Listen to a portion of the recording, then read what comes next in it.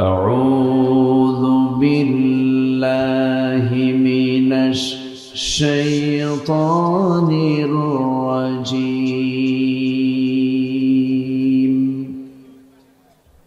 بسم الله الرحمن الرحيم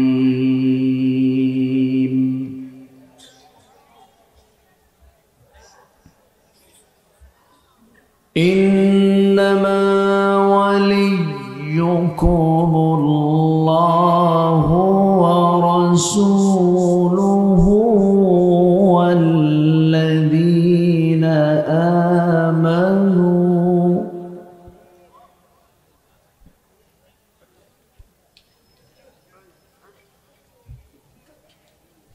والذين آمنوا الذين يقيمون الصلاة ويؤتون الزكاة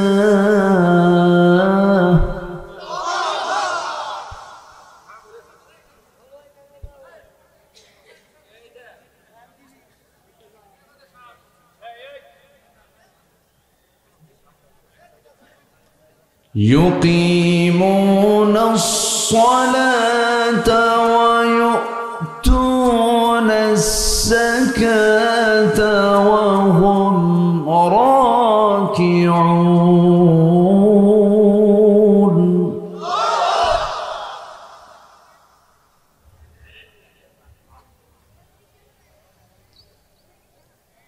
ومن يتولى الله ورسوله والذين آمنوا فإن حزب الله هم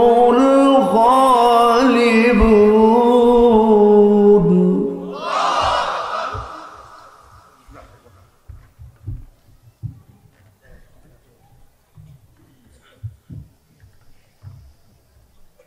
الله أكبر بسم الله الرحمن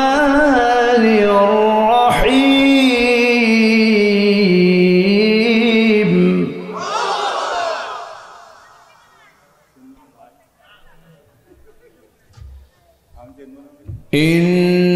إن الله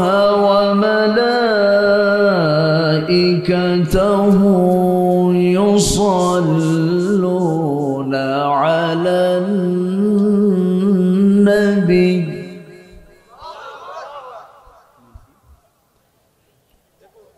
يا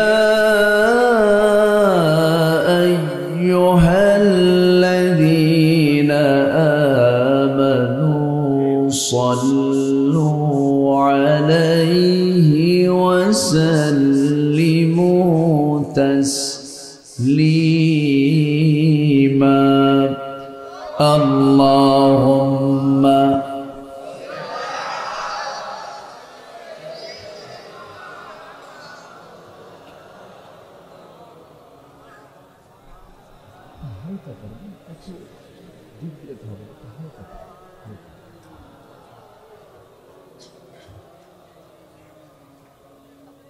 একটু মোহাম্মদ দিয়ে নবীর প্রেমে মাতোয়ারা হয়ে জবান খুলে উচ্চ আওয়াজে সবাই বলুন আল্লাহুম্মা সাল্লি আলা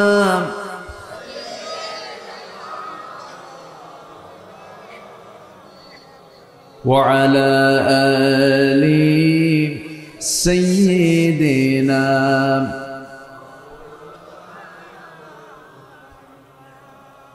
তাইফের কথা ভেবে কাঁদে শুধু দুনয়ন এমন দরদি পেতে কাঁদে মন অনুক্ষণ কাঁদে মন অনুক্ষণ ওহদে দাঁত হারাম আহমদ যখন লৌহ মাখা কিয়ামতে উঠবে তখন, জিহাদ না করে কিভাবে দেখাবে তুমি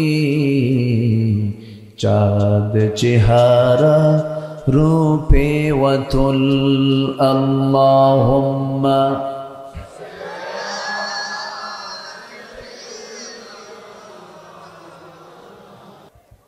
তো কোরআনের মাহফিল আদব হলো, কোরআনকে প্রশ্ন করেন, কোরআন তুমি বলো তো তোমাকে আমি শুনবো কেমনে? কোরআন বলে দিচ্ছে তুমি আমাকে শুনবে দুটা নিয়ম রক্ষা করে। একটা হলো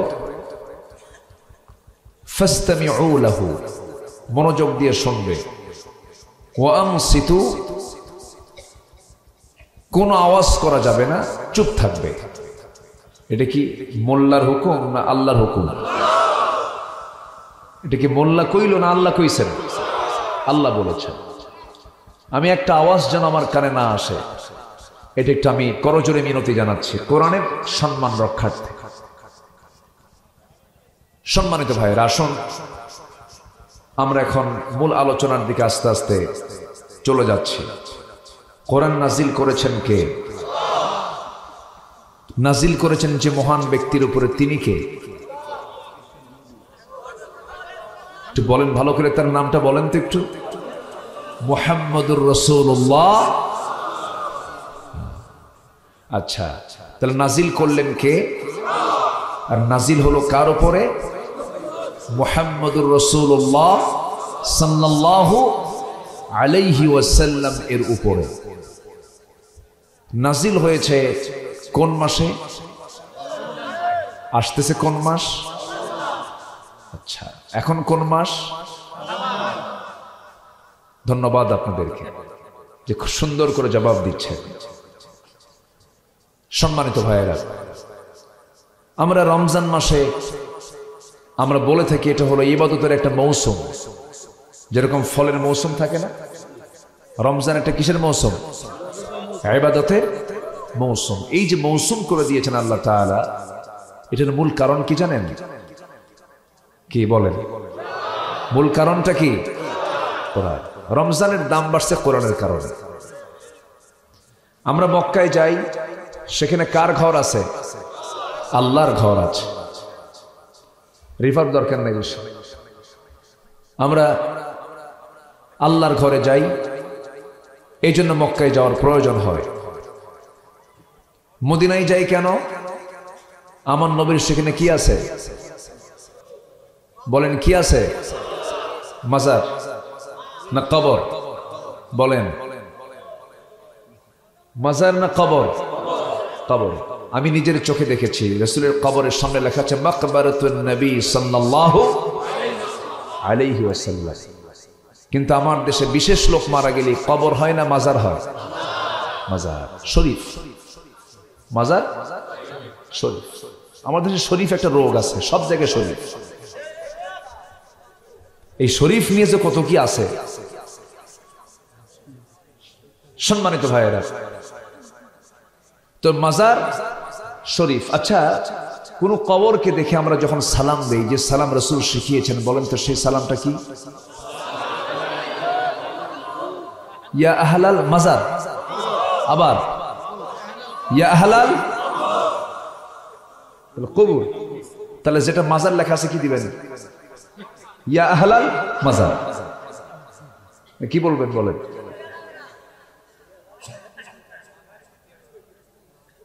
সম্মানিত ভাইয়েরা, আমি আবার ভুল বুঝবেন না, আমি মাজার বিরোধী মানে কি বলে পীর বিরোধী লোক না, কিন্তু এমন শব্দ বের করার দরকার নাই যে শব্দ কোরআনেও নাই, হাদিসেও নাই।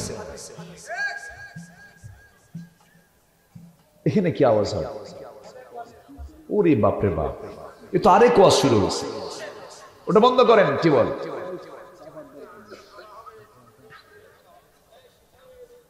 সম্মানিত ভাইয়েরা, তাহলে আমরা এখানে যারা এসেছি কোরআন শোনার জন্য আসছে নাকি?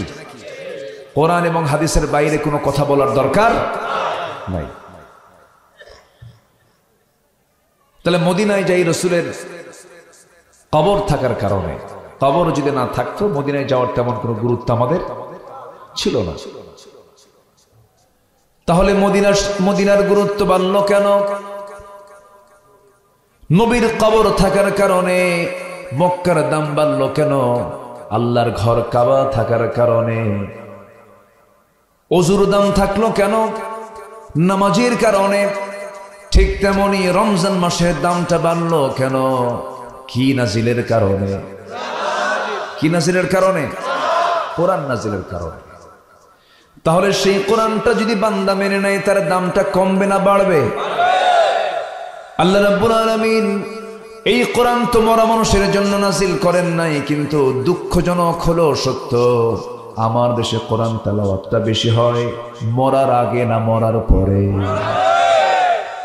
মরার পরে। কুলখানি 40 হুজুর কিছু ভাড়া করে আনে, হুজুর এমন দোয়া করে দিবেন যেন আমার বাপ জান্নাত পার হয়ে জাহান্নামে যায়।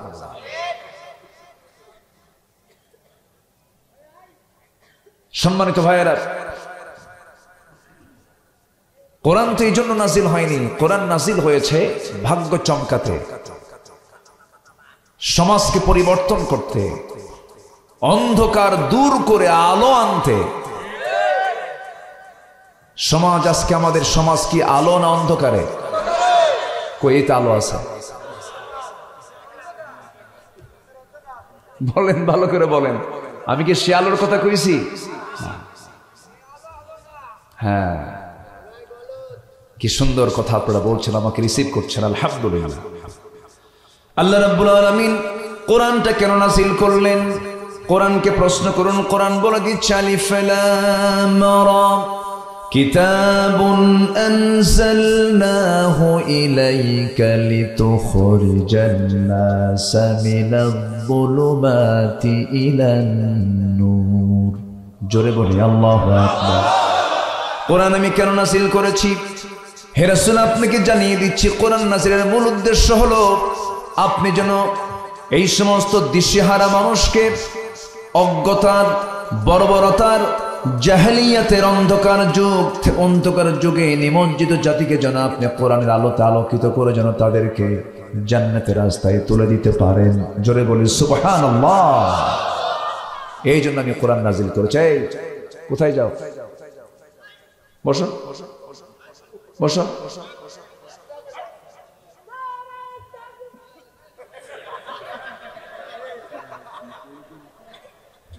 কষ্ট পেলা?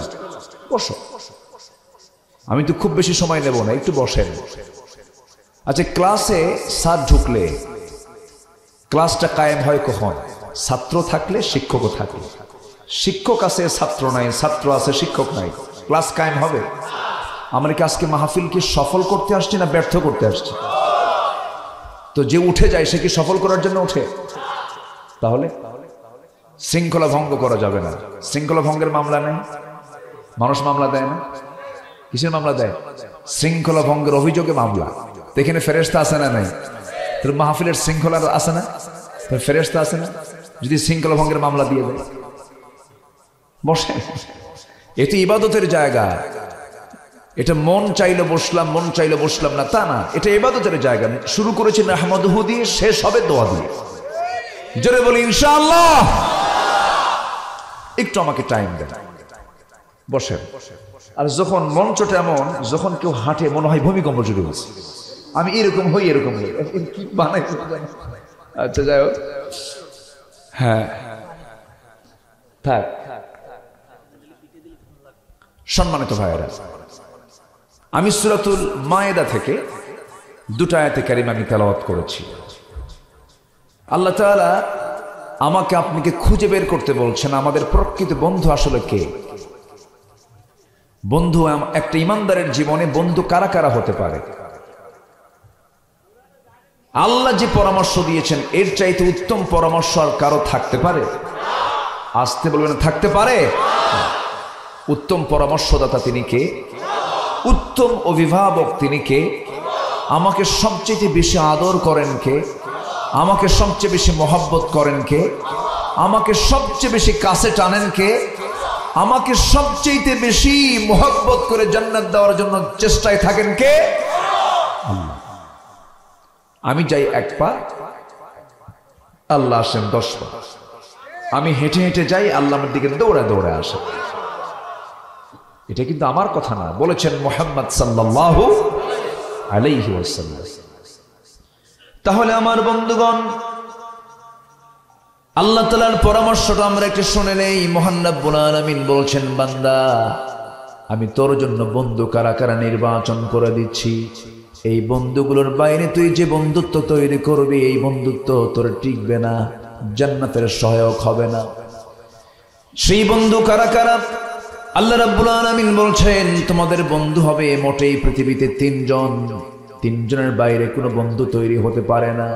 ইন্নামা ওয়ালিয়ুকুমুল্লাহু ওয়া রাসূলুহু ওয়াল্লাযীনা আমানুল্লাযীনা ইউকিমুনাস সালাহ ওয়া ইউতুনাস যাকাতা ওয়া হুম রাকিউন ومن يتولى الله ورسوله والذين آمنوا فإن حزب الله هم الغالبون জোরে বলুন আল্লাহু আকবার। নিঃসন্দেহে তোমাদের জীবনে 1 নম্বর বন্ধু কেউ হবেন। 1 নম্বর বন্ধু তিনি হবেন যিনি আমার রব, যিনি আমাকে চালান, যিনি আমাকে সমস্ত কিছু দেখেন, শোনেন, বোঝেন, যার হাতে আমার প্রাণ, তিনি আমার কে? আল্লাহ তাআলা। সে আল্লাহ আমাকে দেখেন, যে আল্লাহর হাতে আমার প্রাণ, তিনি তো আমার 1 নম্বর বন্ধু হবেন। আমরা আলমে আরওয়াহে ছিলাম, রূহের জগতে ছিলাম। রূহের জগতে আমাকে দেখেছেন কে? আসতে বলবেন না কে? রূহের জগৎ থেকে যখন ফয়সালা হয়ে গেছে, মহান রব্বুল আলামিন মার পেটে পাঠিয়ে দিলেন। মার পেটে থাকলাম আমি। সেই মার পেটের ভিতরে আল্লাহ রাব্বুল আলামিন আমাকে তিলে তিলে বড় করলেন। প্রথমে ছিল জমাট রক্ত, গোশতের টুকরা হলো, আজমা হলো, ফাকাসাউনাল ইদামা লাহমা হলো। চামড়া দিয়ে প্যাকেট করে মার পেটের মধ্যে আল্লাহ রাব্বুল আলামিন 10 মাস পর্যন্ত রেখে দিলেন। এখন তারা 10 মাস থাকা লাগে না, 6 মাসেই বের হয়ে আসে। এখন মার পেটও আন্দোলন করে, দেরি করবো না, তাড়াতাড়ি সিজার করে বের করো। সেই মার পেটের ভিতরে আল্লাহ রাব্বুল আলামিন আমাকে 6 মাসে ম্যাচিউর করে দিয়েছেন। 30 শাহরা, একটানা 30 মাস আমি মাকে কষ্ট দিয়েছি। আমার মা আমার জন্য একটানা 30 মাস কষ্ট স্বীকার করেছেন। 30 শাহরার কথা কোরআনে আসছে। এর মধ্যে একটানা 2 বছর দুগ্ধ পান করিয়েছেন। 24 মাস গেল, 30 মাসের ভিতরে আর থাকলো কয় মাস? 6 মাস। ন্যূনতম সন্তান মার পেটের ভিতরে 6 মাসে ম্যাচিউর হয়ে যায়। আল্লাহ রাব্বুল আলামিন সেই মার পেটের ভিতরে কি কি প্রয়োজন সব আয়োজন তিনি সম্পূর্ণ করে দিয়েছেন। দুনিয়াতে এসে খাবারটা খাওয়া সহজ, কিন্তু মার পেটে তো খাবার খাওয়া কঠিন। ওই কঠিন জায়গায় আল্লাহ রাব্বুল আলামিন তিলে তিলে আমাকে যা প্রয়োজন সব খাবারগুলো যোগান দিয়ে দিয়েছেন, ব্যবস্থা করে দিয়েছেন, তার লাগিয়ে দিয়েছেন, মার তারের সঙ্গে জোড়া লাগায় দিয়েছেন। এত সুন্দর করে মানুষ করলেন, কি নিখুঁত করে। আল্লাহ রাব্বুল আলামিন বলছেন, বান্দারে তোর মাথা থেকে পা পর্যন্ত তাকায় দেখ, তুই কারে বন্ধু বানাস, তুই কোন বন্ধু খুঁজিস? আমি তোকে এত সুন্দর করে বানালাম। আল্লাহ বান্দাকে প্রশ্ন করে বলছেন, আলাম নাজআল লাহু আইনাইনি ওয়া লিসানাও ওয়া শাফাতাইনি ওয়া হাদাইনাহুন নাজদাইন ফালাকতাহামাল আকাবাতা ওয়া মা আদরাকা মাল আকাবাহ فك رقبة أو إطعام في يوم ذي مسغبة جربون الله أكبر বান্দার আমি তোর টানা টানা 2টা চক্ষু দিয়েছি। এই চোখটাকে ঠিক রাখার জন্য সুন্দর ব্যবস্থাপনাও করে দিয়েছি।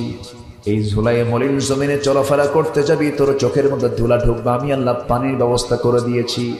এই পানি দুনিয়ার ন্যাচারাল কোনো ড্রিঙ্কিং ওয়াটার নয়, এমন একটা পানি, এটা হাজারো ধুলাবালি আপনার চোখের মধ্যে ঢুকে যাক, আল্লাহ রাব্বুল আলামিন এই চোখের মধ্যে এমন মেডিসিন রেখে দিয়েছেন, হাজারো জীবাণু থেকে এই চোখটাকে আল্লাহ রাব্বুল আলামিন পানি দিয়ে সেভ করেন। জোরে কোন সুবহানাল্লাহ।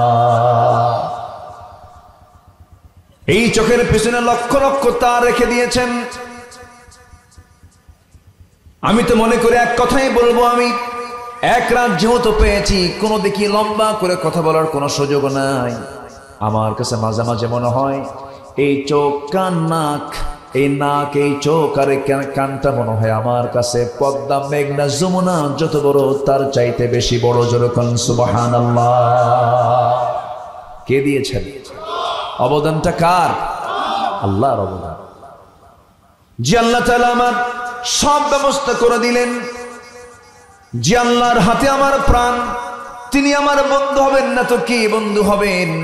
এই জন্য দিন শেষে বন্ধু আমার কেউ না, আল্লাহকেই খুঁজে বের করতে হবে। তিনি আমার বন্ধু, তিনি আমার একমাত্র অভিভাবক, তিনি আমার একমাত্র গাইড, যিনি আমাকে খাওয়ান, যিনি আমাকে পড়ান। হয়তো বলবেন আল্লাহ আপনাকে কেমন, আল্লাহ আমাকে কেমন করে খাওয়ায়, আমি না খাইলে আল্লাহ আমাকে খাওয়াবে কেমনে? মানুষ খাবার যখন মুখের মধ্যে নেয়, নাক দিয়েও খাবার নেয়, মুখ দিয়েও খাবার নেয়। নাকের খাবার বেশি জরুরি না মুখের খাবার বেশি জরুরি? বলেন কিসের খাবার বেশি জরুরি? নাকেরটা। নাকেরটা কি? অক্সিজেন। ভাত 3 দিন পাইলাম না বাঁচবো, অক্সিজেন 3 মিনিট নাই। বলেন তাহলে আল্লাহ কি খাওয়ান না? যে বলে আল্লাহ খাওয়ান কেমনে, নাকটা চিপে ধরবে। এই যে সূর্যের তাপ দিচ্ছেন কোটি কোটি বছর ধরে, এই সূর্য তাপ দিয়ে যাচ্ছে। আল্লাহ রাব্বুল আলামিন বলছেন, বান্দারা আমার পরিচয় তুই জানার চেষ্টা কর। তাবারাকাল্লাযী জাআলা ফিস সামাই বুরুজান ওয়া জাআলা ফীহা সিরাজান ওয়া কমারান মুনীরা। অতীব বরকতময় সেই মহান প্রভু, যিনি আকাশে অসংখ্য বুরুজ তিনি সেট করেছেন, তাতে রেখে দিয়েছেন প্রদীপ্ত একটা সূর্য, যে আলোটা এমন সুন্দর করে ছড়িয়ে দেয় গোটা দুনিয়াকে আলোকিত করার জন্য। আল্লাহ তাআলা কয়টা লাইট দিয়েছেন? আজ তোর কয়টা লাইট দিয়েছেন? একটা মাত্র লাইট, এক লাইটে গোটা পৃথিবী আলোকিত হয়ে যায়। আল্লাহ রাব্বুল আলামিন বলছেন, বান্দারে সূর্যের তাপটা আমি যদি না দিতাম, কোনদিন তো সূর্য কখনো একটা দিনের জন্য, একটা সেকেন্ডের জন্য আমি আল্লাহ তোর জন্য বন্ধ রাখি নাই। বান্দা সব দিয়ে দিয়েছি তোর জন্য, রাতের চাঁদ দিয়ে দিয়েছি, দিনের সূর্য দিয়েছি। আল্লাহ কত বড়, কত মহান, আল্লাহ যে কত বড়, একটু সৃষ্টির দিকে তাকালেই টের পাওয়া যায়। আল্লাহ জিকির করতে বলেছেন, ফিকিরও করতে বলেছেন। শুধু জিকির করলে হবে না, শুধু ফিকির করলে হবে না, জিকিরও করতে হবে, ফিকিরও করতে হবে। الذين يذكرون الله قياما وقعودا وعلى جنوبهم এরপরে ويتفكرون في خلق السماوات والارض। যারা জিকির করবে, যারা ফিকির করবে, আসমানের দিকে তাকাবে, এক পলকে তাকায়া একটু গভীর গবেষণায় চলে যাবে। আল্লাহ তুমি কত মহান, কি বিশাল আকাশ তুমি বানিয়ে দিয়েছো। আমরা যেখানে বসে আছি, রাতের বেলা যদি একটু আকাশের দিকে তাকাই, মিটি মিটি করে জোনাকির মতো আমরা কিছু দেখতে পাই, তারকা। এই তারকা কি মোটেই কি জোনাকির মতো না, তার চাইতে বড়? শুধু বড় না অনেক বড়, শুধু বড় না অনেক বড়, অনেক বড়। এই বিশাল সৌর জগৎ, বিশাল সমুদ্র জগৎ, বিশাল স্থল জগৎ সব আল্লাহ নিজের হাতে নিয়ন্ত্রণ করেন, সব কিছু তিনি দেখেন। যে আশ্চর্য হবেন, সমুদ্র জগতের একটা বড় প্রাণী, যেটা স্থলভাগের এবং জলভাগের মধ্যে সবচেয়ে বড় প্রাণী আছে, একটা তিমি মাছ, নীল তিমি, যার হাড়ের ওজন হলো 700 কেজি। কেউ তো সুবহানাল্লাহ কইলেন না? হাড়ের ওজন কয় কেজি? 700 কেজির হাড়ের ওজন। হাড়ের ওজন যদি 700 কেজি হয়, এই হাড়টা কত বড়, ওই প্রাণীটা কত বড়? 120 টন ওজনের একটা প্রাণী। বড় বড় বড় বড় জাহাজকে সে আটকে ফেলতে পারে তার পিছনের অংশ দিয়া। 1700 হর্স পাওয়ার, এত গায়ে তার শক্তি। যদি তার হাড়ের ওজনটা এমন হয়, তার খাদ্যের প্রয়োজন কেমন? নীল তিমি তার বাচ্চাকে প্রত্যেক দিন সকাল বিকাল 50 থেকে 60 মণ দুধ খাওয়ায়। কে চালান? এই হার্টের এই 600 কেজি 700 কেজি ওজনের যে হার্ট, এটা হৃদস্পন্দন হয় প্রত্যেক মিনিটে 8 থেকে 10 বার। এই যে 8 থেকে 10 বার যে হৃদস্পন্দন হয়, একটা আওয়াজ হয়, এই হৃদস্পন্দনের আওয়াজটা 3 থেকে 4 মাইল দূর থেকে এই মেশিনের আওয়াজ শোনা যায়। যেরকম সুবহানাল্লাহ। এই মাছগুলোকে কে চালান? কে খাওয়ান? আসতে বলবেন না, কে খাওয়ান? আবার ছোট্ট প্রাণী, ছোট্ট ছোট্ট প্রাণী পিঁপড়া, ওই পিঁপড়ার মধ্যে ঘ্রাণ শক্তি দিয়েছেন কে? আসতে বলবেন না, কে দিয়েছেন? আমার আপনার নাকের ঘ্রাণ বেশি না পিঁপড়ার নাকের ঘ্রাণ বেশি? পিঁপড়ার নাক দেখতে কেমন কন? হ্যাঁ, কত বড় নাক! পিঁপড়া তো চোখেই পড়ে না, তার আবার নাক কত বড়! আমার আপনার বাড়ির মিষ্টির খবর আপনি জানেন না। আপনার বাড়িতে কোনো মেহমান এসে মিষ্টি দিয়ে গেছে, আপনি জানেন না, শুধু আপনার বউ জানে। আপনার কাছে মিষ্টির খবর নাই, কিন্তু আপনার বাড়িতে অবস্থানরত যে সমস্ত পিঁপড়াগুলো, তাদের কাছে রিপোর্ট হয়ে যায় অমুক জায়গায় মিষ্টি আছে। সুবহানাল্লাহ বলবেন না? রিজিক কে দেন? আমার গায়ের শক্তি বেশি না পিঁপড়ার গায়ের শক্তি বেশি? না, কথা ঠিক আছে, যারা বলেছেন তাদের হিকমত আছে। পিঁপড়ার গায়ের শক্তি আমার চাইতে আরো অনেক বেশি। আমার ওজন 80 কেজি, আমি মাথায় নিতে পারবো বড় জোর ধরেন 100 কেজি। আর পিঁপড়া তার ওজনের চাইতে 40 গুণ বেশি ওজন তার মাথায় নিতে পারে। শক্তি বেশি কার? পিঁপড়া। আমার আপনার নাকের ঘ্রাণের চাইতে 28,000 গুণ বেশি ঘ্রাণ শক্তি হলো কুত্তার, কুকুরের 28,000 গুণ। কেন জানেন? ওকে দিয়ে কিছু কাজ হবে, ওকে দিয়ে কিছু কাজ করা দরকার। ডগ স্কোয়াড আছে না নাই? আচ্ছা, আমি আপনি খুঁজে পাই না ইয়াবা কই আর মদের বোতল কই, ও খুঁজে বের করে। ওর নাকের মধ্যে কে ঘ্রাণ দিয়েছেন? আল্লাহ দিয়েছেন। আমার বন্ধুগণ, আমার আল্লাহ তো সেই আল্লাহ যিনি শুধু আমার আল্লাহ নন, আমার রব নন। আমার আল্লাহর পরিচয় যারা সবাই নামাজে যখন দাঁড়ায় তার পরিচয় দিই তিনি, শুধু আমরা বলি না তিনি আমার আমি মানুষ, আমার রব। আলহামদুলিল্লাহ রব্বিন নাস বলি নাকি? সবাই বলেন আলহামদুলিল্লাহ রব্বিল আলামিন। জবান খুলে বলেন আলহামদুলিল্লাহ রব্বিল আলামিন। সব জগতের তিনি মালিক, একটা প্রাণীও না খেয়ে থাকে না। আল্লাহ রাব্বুল আলামিন বলেন ওয়ামা মিন দাব্বাতিন ফিল আরদি ইল্লা আলাল্লাহি রিজকুহা। জমিনে যত বিচরণশীল প্রাণী আছে, কোন প্রাণীর রিজকের ফয়সালা আমি কারো হাতে দেই নাই, আমি নিজেই সমস্ত কিছুর ফয়সালা করে দেই। জোরে কোন সুবহানাল্লাহ। আমি আল্লাহ নিজে চালাই, সব আমি মনিটরিং করি, সব আমি দেখি। বাবুই পাখির কথা সবাই জানেন। এই পৃথিবীতে যত প্রাণী আছে সমস্ত প্রাণীর বাসা তৈরির ব্যবস্থাপনা আল্লাহ তাআলা সেই প্রাণীর মধ্যে দিয়ে দিয়েছেন। বাবুই পাখি বাসা বাঁধে কোন গাছে? তাল গাছে। এত সুন্দর বাসা প্রস্তুত প্রণালী, এত সুন্দর ডিজাইন। পৃথিবীর সব আর্কিটেকচার ইঞ্জিনিয়ার, সব সিভিল ইঞ্জিনিয়ার, সব ইঞ্জিনিয়ার এক জায়গায় আপনি করেন আর বলেন বাবুই পাখির মতো ছোট্ট একটা বাসা বানাও, কিয়ামত হয়ে যাবে, কোনো মানুষের পক্ষে তার মতো বাসা বানানো সম্ভব? এত সুন্দর তার নিপুণ সৃষ্টি, নিপুণ তৈরি করে সুন্দর ঘর বানায় ফেলছে। এত সুন্দর ঘর তার, ওর মধ্যে বেডরুম আছে, ড্রয়িং রুম আছে, কমন রুম আছে। যখন কোনো মেহমান আসতে চায় সামনে দরজা লাগানো আছে, কলিং বেলও আছে, সোফা সেটও আছে। বেডরুম থেকে বাবুই পাখি বের হয়ে সালাম বিনিময় করে ঠোঁটের সঙ্গে ঠোঁট মিলায় দিয়ে বলে দোস্ত সোফা সেটে বসে, ভিতরে যাবে না, পর্দার খেলাফ হয়ে যাবে, বউ শুয়ে আছে। ওয়ালাহু আসলামা মান ফিস সামাওয়াতি ওয়াল আরদ তাওআন ওয়া কারহান। বাবুই পাখির জীবন, তার জীবনের মান, লাইফ স্টাইল, জীবনযাত্রা আমার আপনার চাইতে উন্নত। কেমন করে বলবো? এই পৃথিবীর কোন রাজা বাদশাহ যদি চলতে নেই, শুধু সে আকাশ পথে চলে না, স্থলভাগেও তাকে চলতে হয়, জলভাগেও তাকে চলতে হয়। কিন্তু একটা বারের জন্য বাবুই পাখি কোনোদিন সে জলভাগও চড়ে না, স্থলভাগও চলে না, ওরে হলো আকাশ পথে। সুবহানাল্লাহ বলবেন না?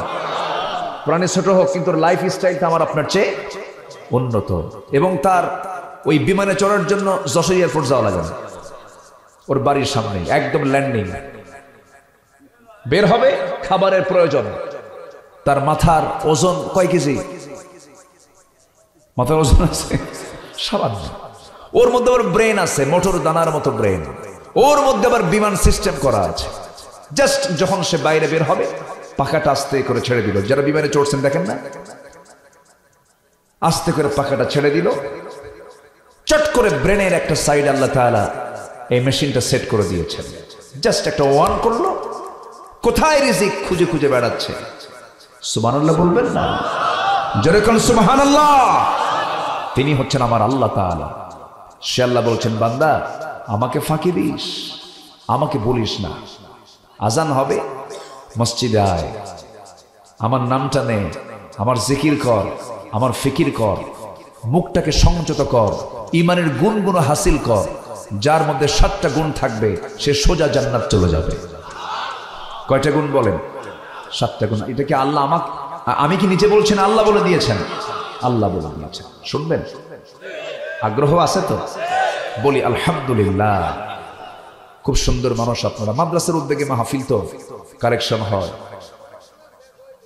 জি কালেকশন হয়, তারপরে অনেক অনুষ্ঠানে হয়, বুঝি তো আমরা, এটা কোনো বিষয় না। আপনি যদি থাকেন আমার কোনো আপত্তি নেই। বলি আলহামদুলিল্লাহ। একটু আমাকে সময় দেবে, আমরা বন্ধু শিখে নেব। আজকে 3 জনকে বন্ধু বানাবো। কয়জনকে বন্ধু বানাবো? আচ্ছা, 3 জনকে আমরা বন্ধু বানাবো। আমার বন্ধুগণ, এর মধ্যে আমরা 1 নাম্বার বন্ধু কি শিখে নিলাম। 1 নাম্বার বন্ধু হচ্ছেন তিনি যিনি আমাকে রুহের জগতে আমাকে লালন করেছেন, পেটের জগতে লালন করেছেন, পালন করেছেন। দুনিয়ার জিন্দেগিতে আমি এসেছি, কিন্তু মূলত লালনকারী পালনকারী তিনি আমার কে। কিন্তু মাঝখান দিয়ে একটু হাতটা বড় হয়েছে, পাটা বড় হয়েছে, চোখটা দিয়ে একটু দেখি, তখন ভাবি যাক আমি কি হনুরে, আমি কি হনুরে। কিছুই হই নাই, আমরা কিছুই হই নাই। আল্লাহর আইনের বিরুদ্ধে কথা বলে, কত বড় দুঃসাহস। বলে যে জেনার আইন এখনকার সমাজে চলতে পারে না,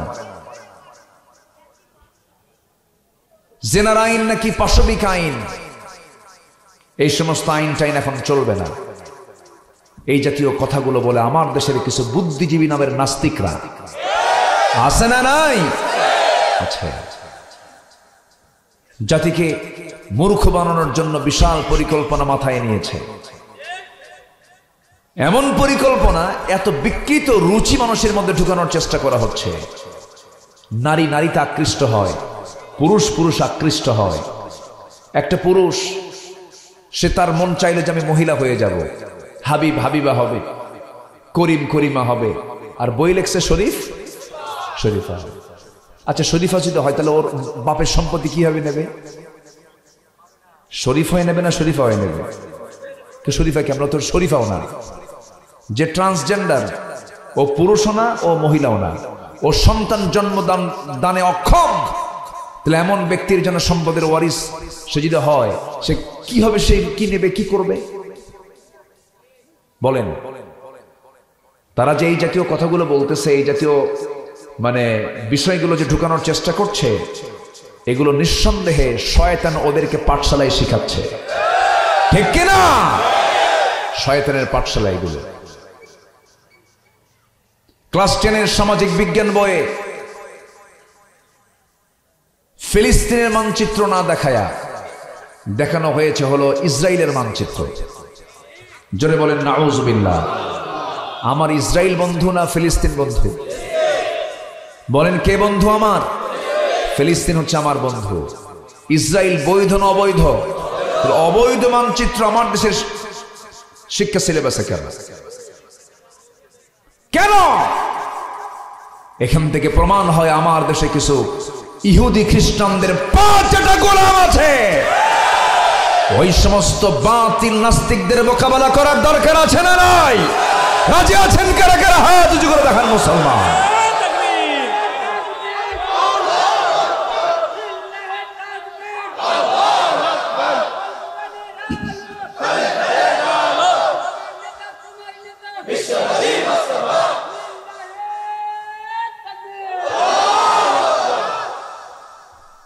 কষ্ট পাচ্ছেন?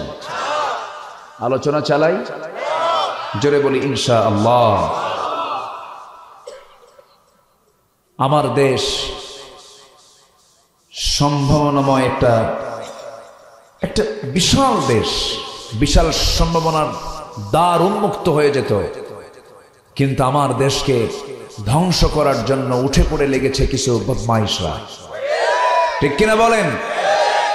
যে দেশের মানুষ আজান শুনে ঘুম থেকে ওঠে, 4.5 লক্ষ মসজিদের দেশ বাংলাদেশ, অসংখ্য আলেম হাফেজের দেশ বাংলাদেশ, এই দেশে কিছু ভূত চেপেছে কিছু নাস্তিকদের, আছে না নাই?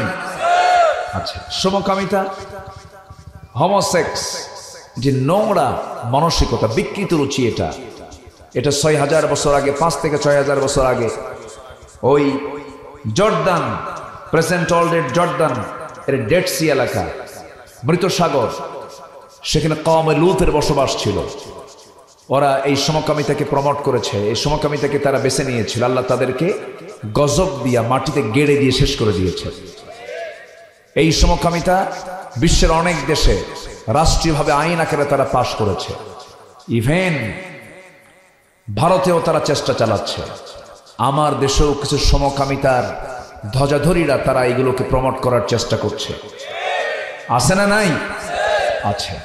সম্মানিত ভাইয়েরা, আবার দেখবেন মুসলমান না কিন্তু কমন সেন্স যাদের আছে, যেরকম ব্রিটেনের প্রধানমন্ত্রী ঋষি সুনাক তিনি বলেছেন, a man is a man, A women is a women, that's just a common sense. Rishi Sunak বলতেছে যে একটা পুরুষ একটা পুরুষ, একটা নারী একটা নারী, এটা বোঝার জন্য বুদ্ধিজীবী হওয়া লাগে না, কমন সেন্সটাই যথেষ্ট, কমন সেন্সই যথেষ্ট। সম্মানিত ভাইয়েরা, অনেক কথা সব দিক থেকে একটু একটু করে বলতেছি আমি। আল্লাহর আইনের বিকল্প কোনো পথে কি শান্তি হতে পারে? আসতে বলবেন, শান্তি হতে পারে? আল্লাহকে ছাড়া বান্দা চললে সেই পথে কি কোনোদিন শান্তি হবে? হবে হবে শান্তি হবে কার পথে? আসতে বলুন, কার পথে? কার দেখানো পথে?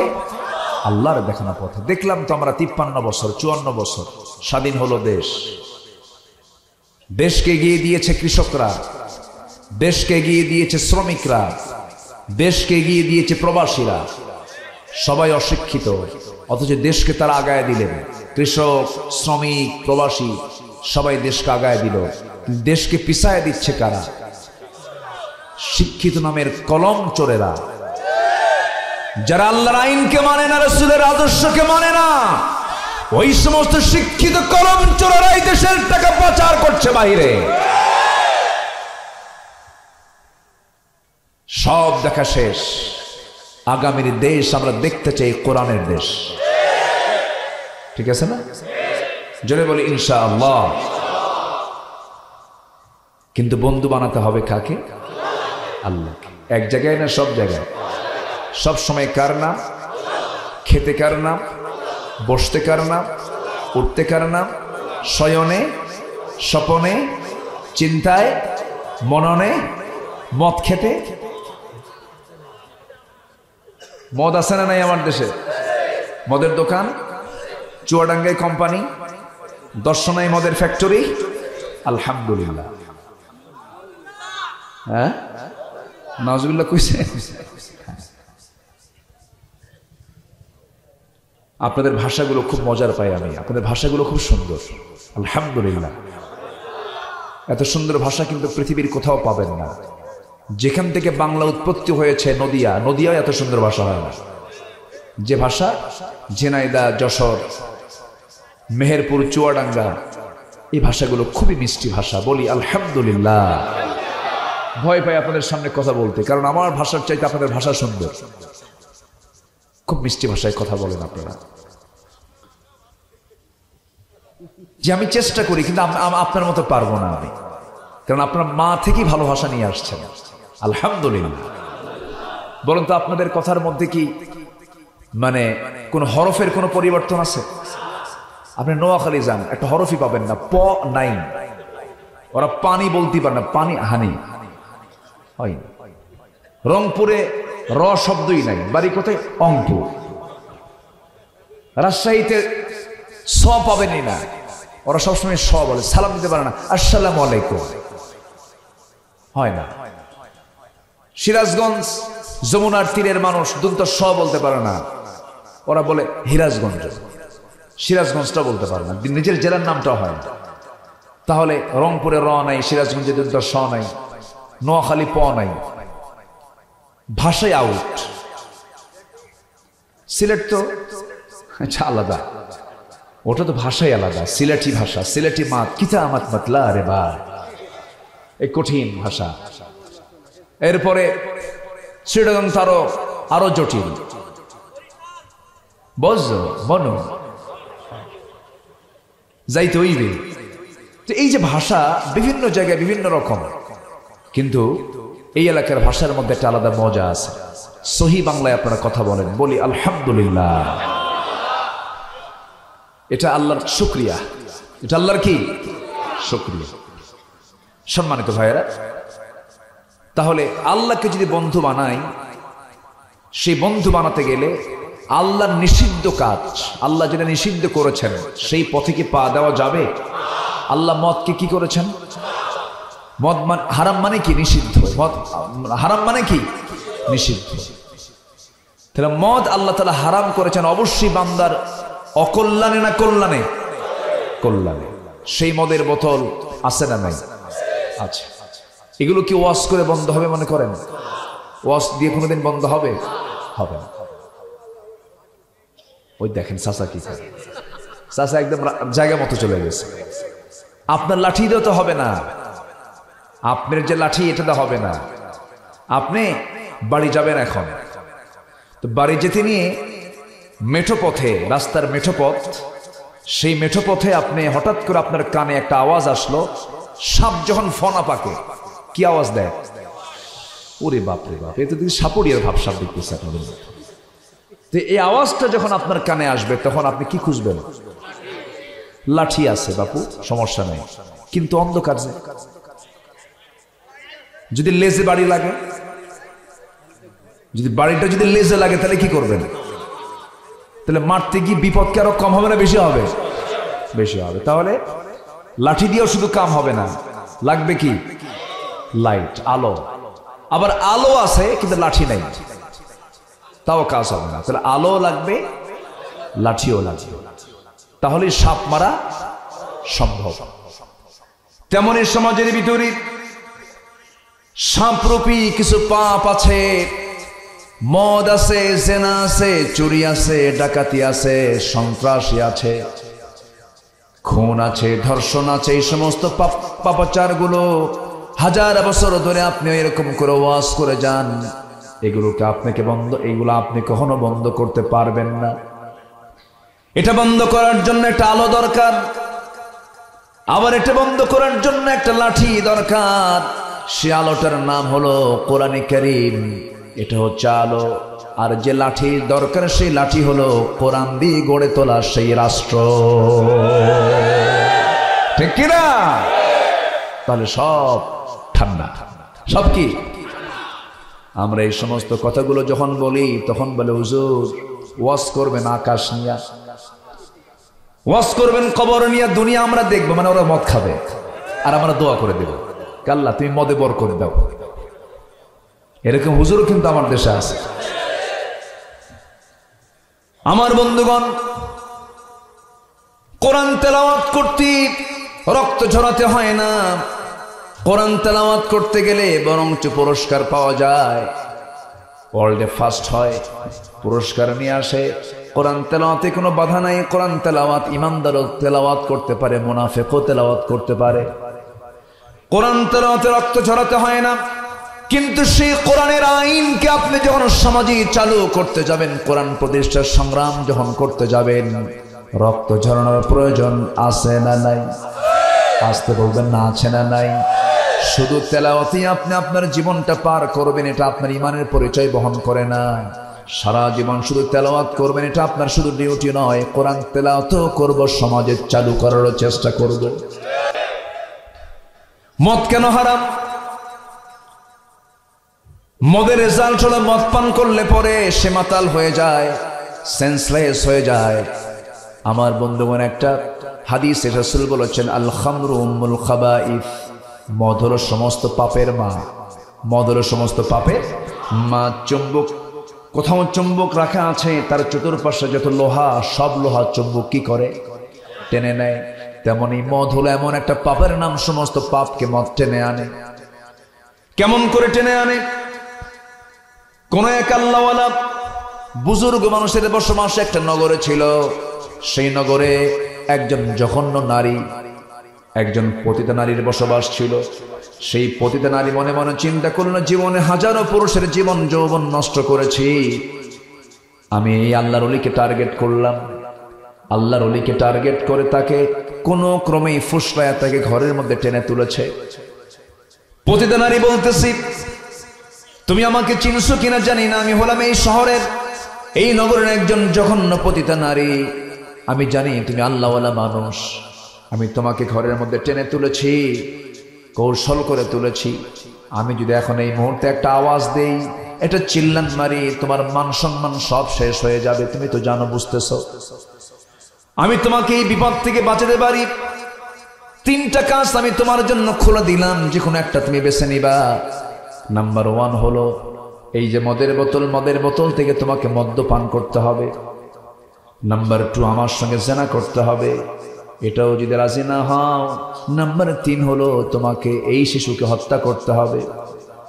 আল্লাহওয়ালা মনে মনে চিন্তা করে, খুন তো প্রশ্নই আসে না, জেনা তো প্রশ্নই আসে না, ঈমান চলে যাবে। মদের বোতল হারাম, মদ্যপান হারাম, বারবার তিনি চিন্তা করে ভাবতেছেন, খুন করলে তো মারাত্মক শাস্তি, আর সাইয়্যিবুজ জানি, কতলুন নাফস, এই দুটার শাস্তি তো দুনিয়া থেকে বিদায় করে দেওয়া। মদ এটাও হারাম, কিন্তু মনে মনে উনি চিন্তা করলেন, মনে হয় মদ্যপান করলে পরে ওর চাইতে হয়তো গুনাহ হয়তো কম। এটা উনি ভাবলেন। ভেবে যখন মদের বোতল যখন কেউ মুখে নেয়, সে হুঁশ না বেহুশ, তাল না মাতাল? বলেন, তাল না মাতাল? মাতাল। কোনটা নিজের বউ, কোনটা পরের বউ, হুঁশ থাকে না। নিজের বউ না ধরে অন্যের বউ ধরে। এটাই হলো মদের ফলাফল। মদের কি ফলাফল? রাত 3টার দিকে স্বামী গেছে বাড়িতে, দরজায় ডাকতেছে, দরজায় নক করার মতো বউ তো টের পাচ্ছে যে আমার স্বামী রাত 3টায় আসা মানে কি কিছু খাইছে। দরজার খোলা সাহস পায় না। বড় ছেলেকে সাথে নিয়ে বলে, বাবা চলো তো, তোমার আব্বা আসছে, দরজাটা খুলে দেই। বড় ছেলেকে সাথে নিয়ে এসে দরজা যখন খুলতে নিচ্ছে, খোলা শেষ, লাল টকটকা চোখ। বইয়ের দিকে তাকায় বলে, আম্মা আসসালামু আলাইকুম। বলবেই তো, কারণ হেড অফিস তো ঠিক নাই। হেড অফিস ঠিক আছে, যেটা পান করলে হেড অফিস ঠিক থাকে না, সেটা কি হালাল হতে পারে? পারে না। এখন বউ কয়, হাই রে আমার পোড়া কপাল রে, তোমার কি একটু কাণ্ড জ্ঞান নাই? তোমার পাশে একটা যুবক ছেলে দাঁড়ানো, তার সামনে তুমি আমার মা বলে ডাকো, একটু কি হুঁশ তোমার হলো না? ছেলের দিকে এখন তাকায় বলে, দুলা ভাই আসসালামু আলাইকুম। বলবি তো, হুঁশ তো নাই। নাইট ক্লাবে কারা যায়? বোট ক্লাবে কারা যায়? নাইট ক্লাবে কোনো আলেমকে খুঁজে পাবেন না। মদের বোতল নিয়ে কোনো মুফতিকে খুঁজে পাবেন না। মাথায় রাখতে হবে, আপনি কোন নেতাকে মানতেছেন। যে নেতাকে মেনে আপনি দুনিয়া থেকে বিদায় নেবেন, কিয়ামতের দিন ওই নেতার সঙ্গে আপনাকে হাসরে উঠতে হবে। মাথায় রাখতে হবে। ইয়াওমা নাদউ কুল্লা উনাসিম বিইমামিহিম, সেদিন প্রত্যেক ব্যক্তিকে তার নেতা সহ ডাকা হবে। মদ খাওয়ার নেতা তো আমার দেশে নাই। আস্তে কর, আছে না নাই? আপনারা মদ খাবেন আর আমরা দোয়া করব, হ্যাঁ? বুকের তাজা প্রাণ ঢেলে দেব, বাতিল শক্তির কাছে আমরা মাথা নত করবো না। এরকম রেকর্ড আমার দেশে আছে না নাই? আছে না নাই? বহু অফার এসেছিল পাখির জীবনে। আমার দেশে কোরআনের প্রকৃত পাখি, যিনি কোরআনের খেদমত করেছেন দীর্ঘ 50 বছর, এই পাখিটা খাঁচায় ছিলেন। আল্লাহ তাআলা তাকে খাঁচা থেকে মুক্ত করে তার কাছে তুলে নিয়েছেন, আপোষ করেননি। সিরিয়ার দামেস্কের জেলখানায় ইমাম ইবনু তাইমিয়া জেলখানায় বসে আছেন। জেলার এসে বলে, ইবনু তাইমিয়া, হুজুর, আমরা হুকুমের গোলাম, কি করব? আমরা বুঝি আপনার কোনো দোষ নাই। হুজুর, আমরা কি কিয়ামতের দিন আটকা পড়ে যাব? জেল সুপার বলতেছে। ইমাম ইবনু তাইমিয়া বললেন, জেল সুপার, তোমাদের মতো ব্যক্তির কারণে জালিমরা জুলুম করার সাহস পায়। ভাবতেছেন যে আমি পার পেয়ে যাব? এত সস্তা নয়। প্রত্যেক মাজলুম কিয়ামতের দিন আল্লাহর সামনে দাঁড়িয়ে কথা বলবেন, আল্লাহ, আমার বিরুদ্ধে এই জুলুমগুলো করা হয়েছে, কোন ছাড় নেই। দেখছেন কি ভাষা, দেখে কি সুন্দর ভাষা, কোনো ছাড় নেই। ফাইন, আমি কি শেষ করে দেব না? কেবল শুরু, কে নুরু, এ তো শুরু। হ্যাঁ, এটাই যদি শুরু হয়, শেষ হইবে কখন? হ্যাঁ, যে দেখা যাক আমাদের বন্ধু কয়জন? 3 জন। বন্ধু আমাদের 3 জন। নাম্বার 1 শিখে নিলাম। 1 নম্বর বন্ধু আল্লাহ। সে আল্লাহ আমাকে বলছেন, তুমি 7টা কাজ করো, তোমাকে জান্নাত আমি আল্লাহ নিজে বুঝাইয়া দেব। নাম্বার 1, নামাজটা সুন্দর করে আদায় করো। দুঃখ লাগে আমার দেশে নামাজি বেশি না বেনামাজি বেশি? নাম্বার 2 হলো জিহ্বাকে কন্ট্রোল করো, জিহ্বাকে সংযত করো। আগে কথা না বলে আগে চিন্তা করো। চিন্তা আগে না কথা আগে? আসতে বলবেন না, চিন্তা আগে না কথা আগে? চিন্তা করে এরপরে কথা বলো, কথা তোমার মুখের আইন এটা। নাম্বার 3 হলো যাকাত ঠিক মতো আদায় করবা। নাম্বার 4 হলো তুমি তোমার লজ্জাস্থানকে হেফাজত করবে। রমজান মাস আসতেছে, এই সমস্ত ট্রেনিংকে, দেহটাকে কন্ট্রোল করার জন্য, ইমানকে মজবুত করার জন্য একটা ট্রেনিং এর মাস দিয়েছেন। কোন মাস বলেন? রমজান মাস। বৈধ স্ত্রী থাকার পরেও তার কাছে যাওয়া যাবে? যাবে। গেলে পরে সওয়াব হবে না গুনাহ হবে? গুনাহ হয়ে যাবে। বৈধ স্ত্রী 24 ঘন্টা তার জন্য জায়েজ, শুধুমাত্র মিনস্ট্রুয়াল টাইম ছাড়া। মাসিক অসুখ যখন হয়ে যাবে সেই সময় তার কাছে যাওয়াটা হারাম। এই সময় ছাড়া 24 ঘন্টা যে স্ত্রী জায়েজ, সেই স্ত্রী আবার রমজান মাসের দিনের বেলা রোজা রেখে তার কাছে যাওয়া হারাম, যাওয়া যাবে না। গেলে পরে রোজা নষ্ট হয়ে যাবে, কাফফারা দিতে হবে। কি দিতে হবে? কাফফারা দিতে হবে। কোন এক সাহাবী হঠাৎ করে তিনি এরকম করে রোজার দিন স্ত্রী সহবাস করে ফেলছেন। নবীর কাছে গেলেন, হুজুর, আমি তো কাম একটা সারছি, কি সহবাস করে ফেলছি। আমার নবীজি বললেন, কোনো কথা নাই, 1 না 2 মাস তোমাকে একটা রোজার জন্য রোজা রাখতে হবে। 1 রোজা ভঙ্গ হলে কাফফারা হলো কয় মাস রোজা? 1 না 2 মাস রাখো। হুজুর, আমার গায়ে সেই শক্তি নাই, আমি পারবো না। রাসূল বললেন, তাহলে তুমি কি করবে? তুমি 60 জন মিসকিনকে খাবার খাওয়াও, তোমার কাফফারা আদায় হয়ে যাবে। হুজুর, বাড়িতে আমি খাবারই পাই না, আমি মিসকিনকে খাওয়াবো? আমি আরেক মিসকিন। আপনার মনে মজা পাচ্ছেন না মনে হয়? বলি আলহামদুলিল্লাহ। আচ্ছা আচ্ছা, মজা শুধু পেলে হবে না, আমল করতে হবে।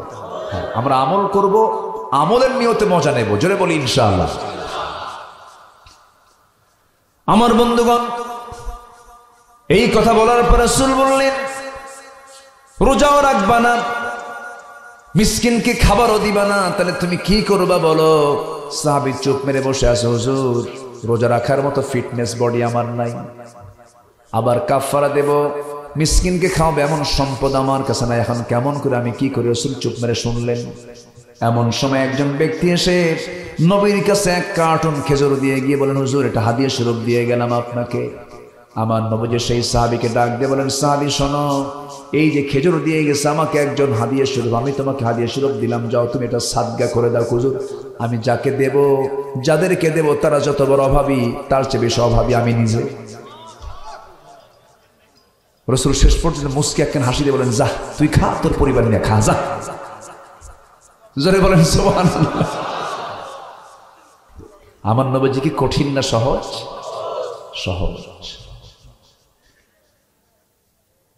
আল্লাহ তাআলা বলছেন নামাজটা সুন্দর করে কন্টিনিউ করো, এক নামাজ আরেক নামাজের সঙ্গে লাগায় দিও না, সুন্দর করে নামাজটা পড়ো। যার নামাজ যত সুন্দর হবে তার ঈমানটা তত সুন্দর হয়ে যাবে।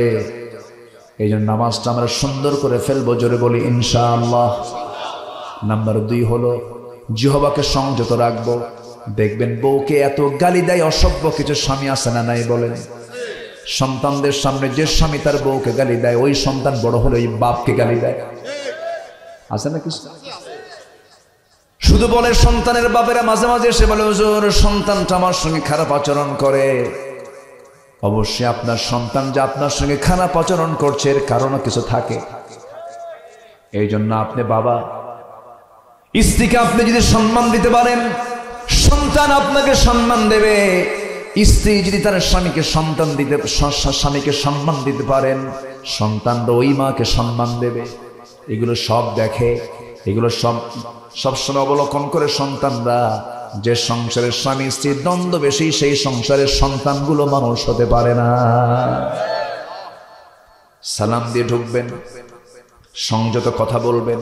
দেখবেন মানুষের কাছে এসে সুফি সাহেব, বাড়িতে গেলে শয়তান, আছে না? বাইরে সুন্দর আচরণ, কি ঠান্ডা মেজাজের মানুষ, কিন্তু বাড়িতে যখন যায় বউয়ের সঙ্গে কুকুরের মতো আচরণ করে, জানোয়ারের মতো আচরণ করে। আবার কিছু কিছু মহিলাও আছে স্বামীকে ঝাঁকা মেরে কথা বলে। এটা মানে একটু জোরে বলেন ঠিক, মানে আপনারা ভালো আছেন, ওরা ভালো নাই, বুঝাচ্ছে।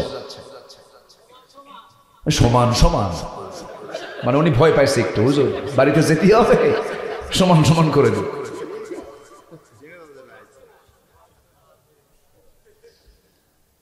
কথা মেপে মেপে বলতে হবে। কাউকে সম্মান হানিকর কোনো কথা বলা যাবে না, সে মনে কষ্ট পাবে এমন জাতীয় কোনো কথা বলা যাবে না। আমার রাসূল বউদেরকে এত সুন্দর করে ডাক দিতেন। আম্মা জান আয়েশা বলেন, রাসূল আমাকে হুমায়রা বলে ডাকতেন বেশি, ও লাল টুকটুকে এইদিকে আয়। বলেন তো এরকম পাম্পট্টি মারলে বউ কখনো খারাপ আচরণ করবে নাকি? নবীজি খাদিজাকে ডাকতেন, তাহেরা এইদিকে আয়, ও পবিত্র নারী এইদিকে আসো। কি সুন্দর করে নবীজি ডাক দিতেন, কি সুন্দর তার ডাকের পদ্ধতি ছিল। আমার নবীজির একাধিক স্ত্রী, 4টা স্ত্রী একদিন এসে বলছে, হুজুর আমাদের মধ্যে গন্ডগোল লাগছে, আপনি কাকে সবচেয়ে বেশি ভালোবাসেন? রাসূল বলছেন, ও আমার স্ত্রী 4 জন, তোমরা আমাকে যে প্রশ্ন করেছো এই উত্তরটা আমার দিতে সময় লাগবে, কালকে সকালে দেব, যাও।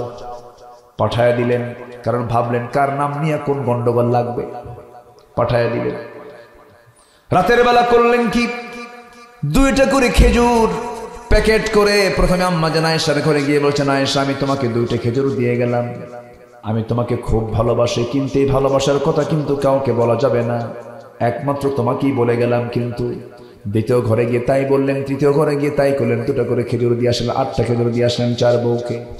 পরের দিন সকালবেলা বুক ভরা আশা নিয়ে 4 জন মিলে রাসূলের কাছে এসে বলছে, হুজুর আপনি কাকে বেশি ভালোবাসেন? রাসূল মুস্কি হাসি মেরে বলেন, ও আমার স্ত্রীরা, আমি তাকেই সবচেয়ে বেশি ভালোবাসি যাকে আমি গত রাত্রিতে লুকায়া 2টা খেজুর দিয়ে আসছি। যা সুবহানাল্লাহ, জোরে বলেন সুবহানাল্লাহ। নবীজির কি ম্যানেজিং পাওয়ার ছিল, কি ম্যানেজিং পাওয়ারটা তার মধ্যে ছিল। কখনো গন্ডগোল লাগাতে দেন না রাসূলকে, গন্ডগোল লাগাতেন না, গন্ডগোল ছুটাতেন। ওই ব্যক্তি মুমিন যে ব্যক্তি গন্ডগোল না লাগায় গন্ডগোল ছুটায়, সমাধান করে। স্বামী মালয়েশিয়া থাকে, বউ থাকে ঝিনাইদহ, ভিডিও কলে কথা বলতে বলতে বলতে বলতে রাগারাগি হয়ে গেছে। এখন ফোনের মধ্যে কয় তুই তালাক, আছে না? 1 তালাক 2 তালাক দিতে দিতে সব তালাক দিয়ে আমাদেরকে ফোন দিয়ে বলে, হুজুর কাম তো সারছে, কি সেঞ্চুরি মারছি। সেঞ্চুরি মানে কি, বউকে 100 তালাক দিচ্ছে। 100 তালাক তো হয় না, হুজুর রাগ উঠছিল। কি উঠছিল? রাগ। তাহলে আগে চিন্তা না আগে কথা? আগে চিন্তা না কথা? চিন্তা। তালাক টালাক দিয়ে কাঁদবে, হুজুর কাম তো সারছি, হুজুর তো বউ তো আমাকে খুব ভালোবাসে, আমিও ভালোবাসি, কিন্তু তালাক তো দিয়ে দিলাম, এখন কি করা যায়? হুজুর রাগের মাথায় তালাক দিলে কি তালাক হয়? দেখেন কি ফতুয়া এখন জিজ্ঞাসা করে। আচ্ছা, রাগের মাথায় যদি তালাক না দেয়, মানুষ কি মহাব্বত করে তালাক দেয়? ময়না রাগ করে না, আসে তোমাকে না তালাক, এরকম তালাক দেয় কেউ? কি কথা কি বোঝা যায়? বোঝা যায়? আচ্ছা, রাগের মাথায় যদি কেউ কাউকে গুলি করে, মরবে না? যদি ঠান্ডা মাথায় গুলি করে, তাও মরবে। কষ্ট পাচ্ছেন না তো? এই কথাগুলো বলার দরকার আছে না? তাহলে কথা আগে না চিন্তা আগে? আল্লাহ বলছেন নামাজটা ঠিক করো, জিহ্বা ঠিক করো, যাকাতটা ঠিক মতো দিয়ে দাও। বড়ই গাছের ডাল যদি আপনি বছরে বছরে না কাটেন, বছরে বছরে যদি বড়ই গাছের ডাল না কেটে যদি মনে করেন বড় ক্ষতি হয়ে যাবে, আমার ফলন ধরবে না, ডাল না কাটলে ফলন ধরে না, ডাল কাটলে ফলন ধরে, তেমনি যাকাতটা দিতে হবে বছরে কয়বার? আপনি যদি সেই যাকাত না দেন, সম্পদ বাড়বে না কমবে? কমবে, এটা মাথায় রাখতে হবে। নাম্বার 4 হলো গোপনাঙ্গের হেফাজত করতে হবে, লজ্জাস্থানের হেফাজত করতে হবে। ও যুবক, নোংরা পথে যাবা না। আজকে কিছু ভয়ঙ্কর কিছু চিত্র সমাজে বের হয়ে গেছে। সেটা হলো, দেখবেন আগে এরকম হোটেল মোটেল ছিল না, রিসোর্ট ছিল না, গ্রামগঞ্জে কবুতরের কিছু ঘর বানাইছে, সব গ্রামে গঞ্জে রিসোর্ট বানাইছে, ছোট্ট ছোট্ট করে, কি ওগুলো কি বলে, পার্ক, পার্কের মতো করে, ওই মানে কি বলে, কবুতরের ঘরের মতো, মানে জোড়ায় জোড়ায় বসে যেন আকাম কুকাম করতে পারে। আছে না নাই? আছে না নাই? আচ্ছা, এগুলো চালু হয়ে গেছে, নোংরামি এগুলো। এই সমস্ত কাজগুলো করা যাবে না যুবকরা। নোংরা কোনো পথে পা দিও না। আবার কিছু দেখা যাচ্ছে আজকে ফেসবুকে কাপল ব্লগ তৈরি করে, কাপল ব্লগ আছে না? সেই কাপল ব্লগে স্বামী স্ত্রী সারাদিন ধরে কি কাজকর্মগুলো করে, ব্লগে এসে সমস্ত কিছু মানুষকে দেখায় দেয়। জেনার কাজ। কিসের কাজ এগুলো? এগুলো কিসের কাজ বলেন? জেনার কাজ। টিকটক তৈরি করা, কাপল ব্লগ তৈরি করা, এগুলো নোংরামি কাজ, চরম গুনার কাজ, জেনার কাজ। এই সমস্ত কাজগুলো করা যাবে না। এরপর আল্লাহ তাআলা বলছেন, ওয়াদা ঠিক রাখো, ওয়ামানাতি মুহাদিহিম রাউন, অঙ্গীকার ঠিক রাখো, আমানতটা ঠিক রাখো। নামাজ দিয়ে শুরু করে নামাজ দিয়ে শেষ করে বলছেন, নামাজটা ঠিক মতো যত্নশীল হও নামাজের ব্যাপারে। উলাইকা হুমুল ওয়ারিসুন আল্লাযীনা ইয়ারিসুনাল ফিরদাউসা হুম ফিহা খালিদুন। আল্লাহ বলছেন, বান্দারে তুমি যদি এই সমস্ত কাজগুলো করতে পারো, আমি আল্লাহ নিজে তোমাকে নিজের হাতে জান্নাতুল ফিরদাউস তুলে দেব। জোরে কোন সুবহানাল্লাহ। এক নাম্বার বন্ধুকে, আসতে বলবেন না, এক নাম্বার বন্ধুকে আল্লাহ তাআলা, তিনি আমার আল্লাহ, আমার বন্ধু, যিনি কত বড়। তাবারাকাল্লাযী বিয়াদিহিল মুলকু ওয়া হুয়া আলা কুল্লি শাইইন কাদির। জোরে বলুন আল্লাহু আকবার। নাম্বার 2 বন্ধু হলো ওয়া রাসূলুহু। নাম্বার 2 বন্ধু হচ্ছেন মুহাম্মদ সাল্লাল্লাহু। মরে গেলাম, মরার সঙ্গে সঙ্গে বন্ধু আমার কেউ না, এক নাম্বার বন্ধুকে। আবার রাসূলের দরকার আছে না নাই? কবরে গেলে কয়টা প্রশ্ন হবে? আসতে বলবেন না, কয়টা প্রশ্ন? এই 3টা প্রশ্ন, যদিও মনে হচ্ছে 3টা প্রশ্ন মাত্র, মুখস্থ করে চলে যাব, কিন্তু মুখস্থ করার কি কাজ এটা নাকি? এটা কি থিওরিক্যাল না প্র্যাকটিক্যাল? বলেন বলেন। এই 3টা প্রশ্নের জবাব দিতে হবে, থিওরিক্যাল না প্র্যাকটিক্যাল? প্র্যাকটিক্যাল। এত সুন্দর হাসি খুশি মানুষ দেখছেন, আলহামদুলিল্লাহ। আসার পর থেকে উনি আমার খেদমতে নিয়োজিত, আলহামদুলিল্লাহ। ভাইজানের নাম সাদ্দাম। আচ্ছা, ওসমান ভাই না? আলহামদুলিল্লাহ। ওসমান তো লাজুক হয়, তাই না? ওসমান কি লাজুক না? হায়াআন ওসমান। আল্লাহু আকবার বলেন। ধনী না গরিব? আস্তে কর, আস্তে কর। শুধু ধনী না মহাধনী?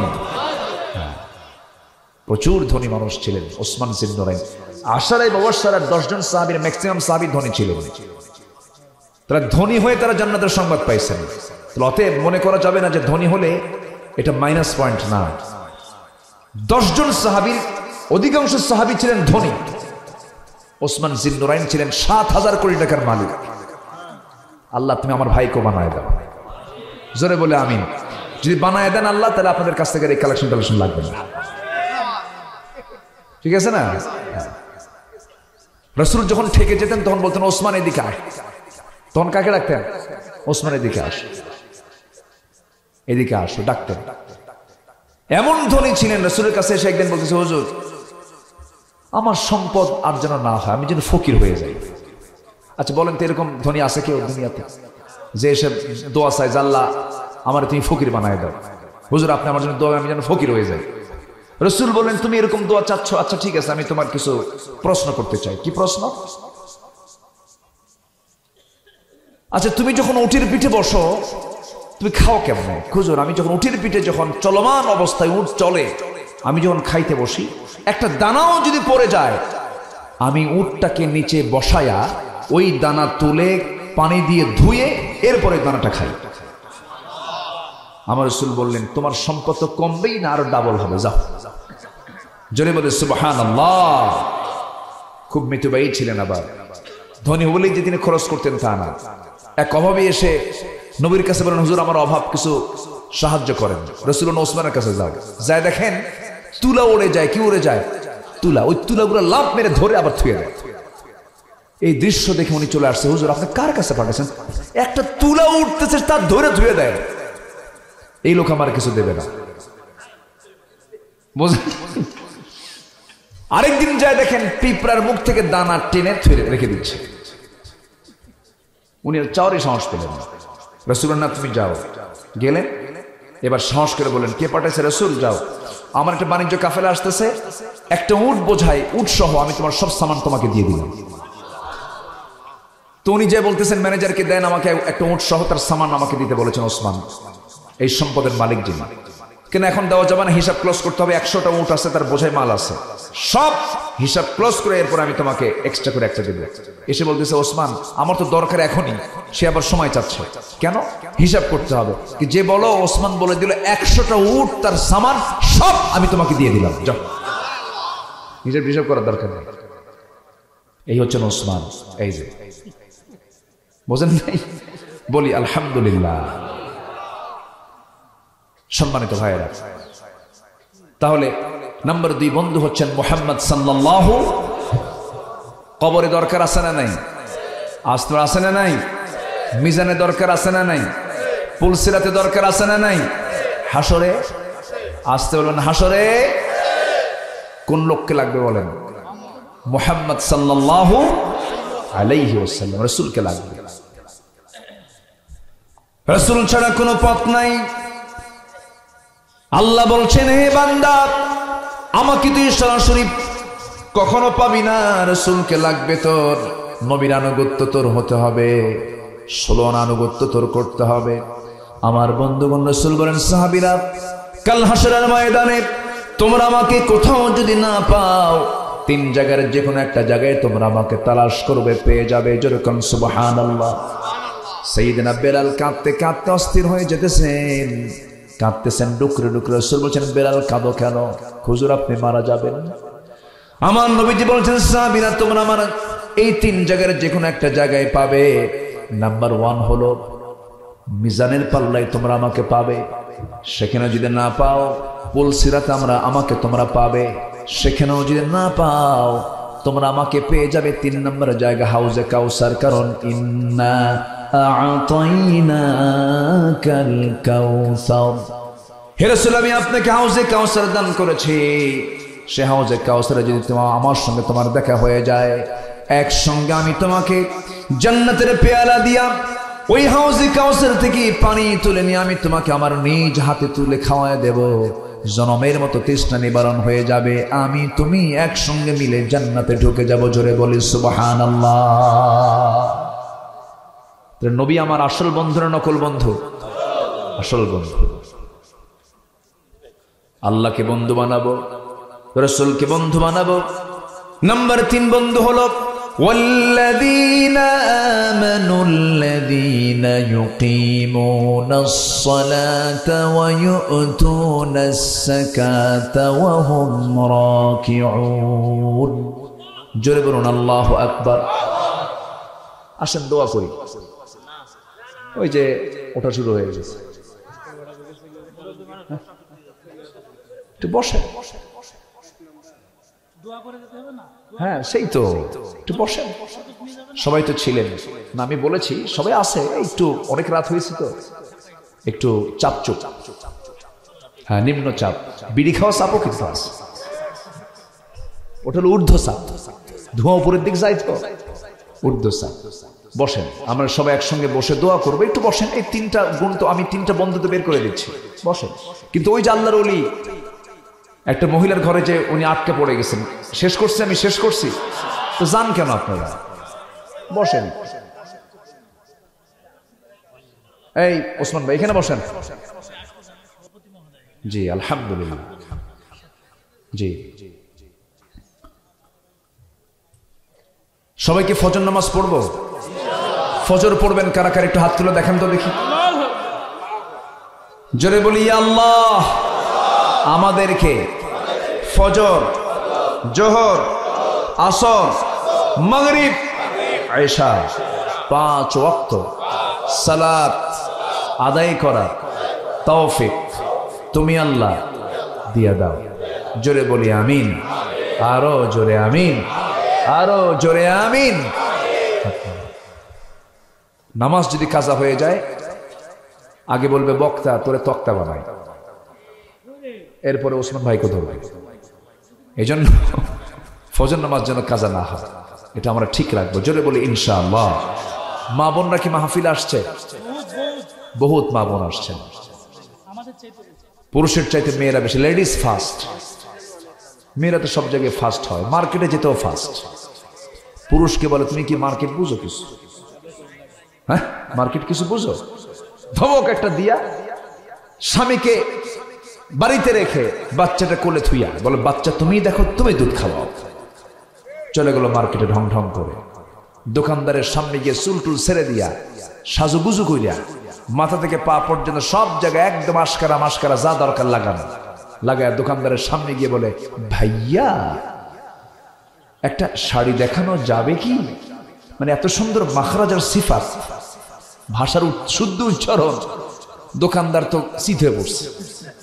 দোকানদার এখন শাড়ি একখানা বের করে নিজের গায়ে লটকা দিয়ে বলে আপা এই শাড়ি কিন্তু আপনাকে দারুণ মানাবে। ওটা আরেক বদমাইশ, আসে না এগুলো, আসে না? মা আপনার সৌন্দর্য দেখবে একজন পৃথিবীতে, সে হচ্ছে আপনার স্বামী। যার স্বামী নাই কে দেখবে? বয়ফ্রেন্ড দেখছো, গার্লফ্রেন্ড দেখবে। তাহলে জাস্ট ফ্রেন্ড, গার্লফ্রেন্ড, বয়ফ্রেন্ড এগুলো সব শয়তানের ভাষা, ঠিক কিনা? এগুলো করা যাবে না। মা আপনার কাছে আমি করজোরে মিনতি জানাই, প্লিজ আপনার সব ঠিক আছে, শুধু একটা জিনিস আপনি ঠিক রাখবেন, সেটা হলো অপসংস্কৃতির কোন চিত্র, ইন্ডিয়ান কোন সিরিয়াল, নোংরা কোন নাটক সিনেমা দেখবেন না। কোরআন দিয়ে দিন শুরু করবেন, নিজের সুন্দর চামড়া আপনার পরপুরুষকে দেখাবেন না। আল্লাহর 8টা জান্নাত আপনার জন্য অপেক্ষা করছে। আল্লাহ তুমি মা বোনদেরকে বুঝার তৌফিক দিয়ে দাও। জোরে বলি আল্লাহুম্মা আমিন। সম্মানিত ভাইয়েরা, নাম্বার 3 বন্ধু হলো যারা ইমানদার। যারা কি ইমানদার? আমার কাছে ওসমান ভাই একটা আরজি রেখেছেন। জি জি আলহামদুলিল্লাহ। না আল্লাহ যে হালে রাখেন সেটাই ভালো। জি অনেক রাত হয়েছে, আমিও জানি কষ্ট পাচ্ছেন আপনারা। একটু মাহফিল কমিটি আমাকে আরো আগে বলেছেন যদি একটু চাদর যায়। ব্যাগ দিয়েছিলেন কি ভিতরে? আচ্ছা একটু ব্যাগ গেলে আমরা যে যতটুকু পারি, মাদ্রাসা তো আমরা দিল থেকে দেওয়ার চেষ্টা করব। যদি না দেন থাকেন, আমরা একসঙ্গে দোয়া করে যাব। একটু চাদর যাচ্ছে, ব্যাগ যাচ্ছে, আমরা যে যা পারি আমরা দেব। জিকির করে সুবহানাল্লাহ আলহামদুলিল্লাহ লা ইলাহা। জি ব্যাগগুলো দিয়ে দেন। আর ওঠেন, উঠবেন না, দয়া করে কেউ উঠবেন না। সবাই বলে জিকির করে লা ইলাহা সুবহানাল্লাহ আলহামদুলিল্লাহ। আমি কিন্তু উঠতে বলিনি, জিকির করে সুবহানাল্লাহ আলহামদুলিল্লাহ। আমার মা বোন যারা আসছেন, আমি মা বোনদের দৃষ্টি আকর্ষণ করছি, যে যা পারেন সবাই আমরা কম বেশি দেওয়ার চেষ্টা করব। জিকির করে সুবহানাল্লাহ আলহামদুলিল্লাহ লা ইলাহা, আর জোরে লা ইলাহা ইল্লাল্লাহ সুবহানাল্লাহ। ব্যাগ যাচ্ছে, যে যা পারে আমরা দিল থেকে দেব। আগে নিয়ত করব, এখানে মুসাফির আছেন, মাজলুম আছেন, সবার জন্য দোয়া হবে। জিকির করে সুবহানাল্লাহ আলহামদুলিল্লাহ লা ইলাহা ইল্লাল্লাহ সুবহানাল্লাহ আলহামদুলিল্লাহ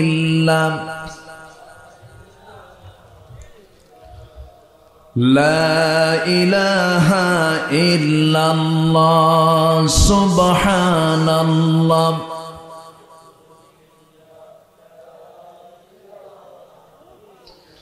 লা ইলাহা ইল্লাল্লাহ মুহাম্মাদুর রাসূলুল্লাহ সাল্লাল্লাহু। একটু বসেন, চাইতে গেলাম, আপনি রাগ করলেন মনে হয় নাকি? তাই তো মনে হচ্ছে, এতক্ষণ তো ওঠেন নাই, এখন আবার উঠে একটু দাঁড়াচ্ছেন, চলে যাচ্ছেন। চাইলে যদি আপনি রাগ করেন তাহলে তো সমস্যা। আল্লাহর পথে দিলে এটা কি লস না লাভ? লাভ। কোরআনের জন্য দেওয়া এটা ভাগ্যের ব্যাপার। আল্লাহ তুমি সবাইকে দিল থেকে দেওয়ার তৌফিক দাও, জোরে বলি আমিন। মাদ্রাসার জন্য 3টা কাজ আপনারা করবেন। নাম্বার 1, মাদ্রাসার জন্য সবাই দোয়া করবেন। দোয়া করবেন না ইনশাআল্লাহ? দোয়া 1 নাম্বার কি বলেন? দোয়া। নাম্বার 2 হলো নিজের সন্তানকে মাদ্রাসায় দেওয়া। এখানে ছাত্র কতজন এখন? 120 জনের মতো। নিজের সন্তানকে মাদ্রাসায় দিবেন। সন্তান মাদ্রাসায় না দেওয়ার কি পরিণতি? অনেক বড় বড় ডিসি, এসপি, জজ, ব্যারিস্টারের বাপরা বুঝতেছে ওরা না জানলে কি হয়। আর নাম্বার 3 হলো কিছু অর্থ দ্বীনের জন্য, দ্বীন শিক্ষার জন্য বরাদ্দ রাখা। আল্লাহ তুমি এই 3টা কাজে আঞ্জাম দেওয়ার তৌফিক তুমি সবাইকে দিয়ে দাও, জোরে বলি আল্লাহুম্মা আমিন। যে যেখানে আছেন আমরা আর কাল বিলম্ব না করে আমরা আল্লাহর কাছে চাবো, আল্লাহর কাছে প্রার্থনা করব। সবাই নামাজের মতো করে বসে যাই, নামাজের মতো করে বসে যাই, নামাজের সূরত আমরা বসে যাই। আমরা চাইবো কার কাছে?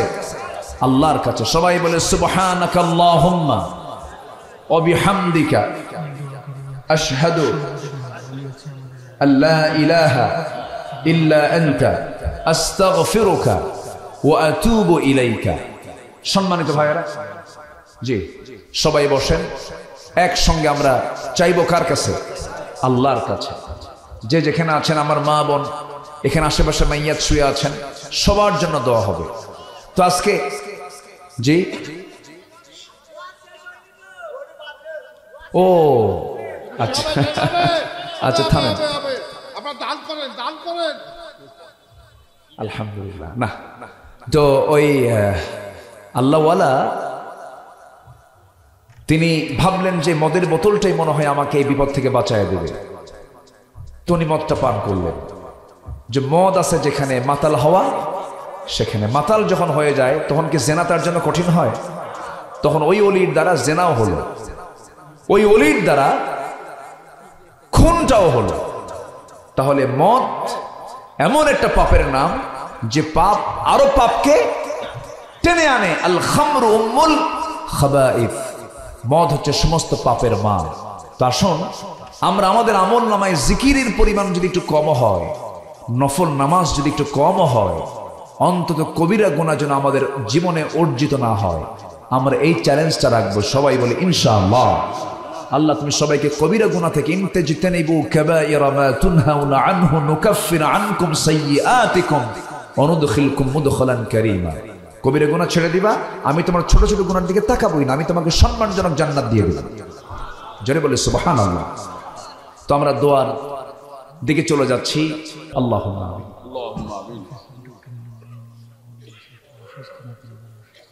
ربنا ظلمنا أنفسنا وإن لم تغفر لنا وترحمنا لنكونن من الخاسرين। গভীর রাত, নিঝুম রাত, ঝিমানো রাত্রিতে চাঁদের মতো হাজার মুসলমান নরনারীকে নিয়ে তোমার কালামের দুটো আয়াতকে সামনে রেখে প্রকৃত বন্ধু কারা কারা এই বিষয়ে কিছু কথা বলার চেষ্টা করেছি। শেষান্তে এসে কাঙ্গাল ভিখারির মতো দুটো হাত পেতে আছে। আল্লাহ, গুনার দিকে নজর দিও না, বান্দা মনে করে তামাম জীবনের গুনাহগুলোকে মাফ করে দাও। জনম দুঃখিনী মা, জনম দুঃখী বাপজান যারা চলে গেলেন, জিন্দেগির গুনাহগুলো মাফ করো, কবরগুলোকে জান্নাতের টুকরা বানায়া দাও। আব্বা আম্মার জন্য কি দোয়া তাও শিখিয়ে দিয়েছ। সবাই আওয়াজ দিয়ে আমার সঙ্গে ঠোঁট মিলিয়ে মিলিয়ে বলুন, রব্বির হামহুমা কামা রব্বায়ানি সগীরা, রব্বির হামহুমা কামা রব্বায়ানি সগীরা, রব্বির হামহুমা কামা রব্বায়ানি সগীরা। আয় আল্লাহ তাআলা, এমনও ভাই আমার সঙ্গে হাত তুলতে পারেন, নিজের হাতে নিজের মাকে দাফন করেছেন, নিজের বাবার লাশ নিজের পেটে বহন করে কবর পর্যন্ত নিয়ে চলে গেছেন। সে আব্বা আম্মা যারা চলে গেল, জিন্দেগির গুনাহগুলো মাফ করে দাও, কবরগুলোকে জান্নাতের টুকরা তুমি আল্লাহ বানায়া দাও।